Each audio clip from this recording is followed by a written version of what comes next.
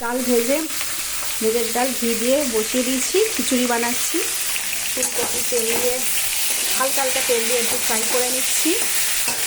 আচ্ছা, এখানে সব সবজি আছে, সব সবজি দিয়ে নিয়েছি খিচুড়ির জন্য।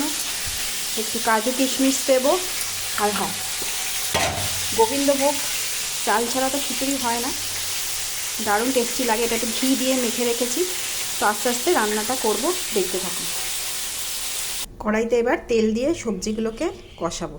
আচ্ছা, এটা একটু বেশি পরিমাণে তেলটা না দিলে খিচুড়িটাও টেস্ট হবে না। আমার যা পরিমাণ তাই আমি এই তেল নিয়েছি। তেল গরম হয়ে গেছে, এবার এক এক করে সব সবজিগুলো যেগুলো দেখিয়েছিলাম আগে সব দিব। আগে আলুগুলো ভালো করে ভেজে নেব। এবার আলুর সাথে গাজর অ্যাড করছি, এগুলো একটু করে ভাজবো। এগুলোই আমি নুন অ্যাড একদম করবো না, কারণ আমি এতে সব মশলা কষাবো, তখন নুন দেবো, ভাজবো।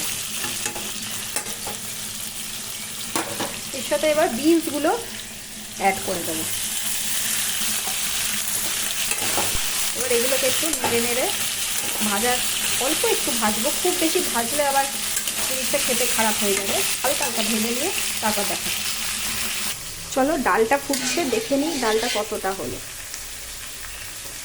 হাফ হয়েছে। এরপরে চালটা অ্যাড করব। এবার আস্তে আস্তে মশলাগুলো অ্যাড করব। আচ্ছা, আদা বাটা আছে, আদা বাটার সাথে বেশ করে কাঁচা লঙ্কা দিয়েছি, ভালো লাগে। আর একটু হলুদ দিয়েছি, আর একটু 2-4টে কাজু আর একটু কিশমিশের সাথে বেটে নিয়েছি। পরে অ্যাড করব। এখন দিয়ে এটাকে মশলা কষাবো, দিয়ে দিচ্ছি। খিচুড়িকেও তো টেস্টি করে খেতে হবে, তাই না?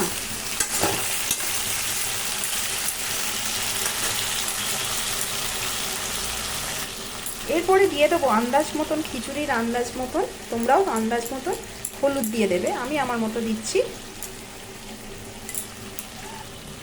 এবার দেবো লঙ্কা গুঁড়ো, যে যেমন ঝাল পছন্দ করো। আমি যেমন পছন্দ করি আমি তেমন দিচ্ছি। এবার দেবো একটু জিরে গুঁড়ো। জিরে গুঁড়ো এই নিরামিষ রান্নায় খুব ভালো, সুন্দর টেস্ট আনে, তো আমি একটু বেশি পরিমাণে দেব। আর দেব গোটা কাঁচা লঙ্কা, সাথে দেব একটা টমেটো, দিয়ে সুন্দর করে মশলাটাকে কষাবো।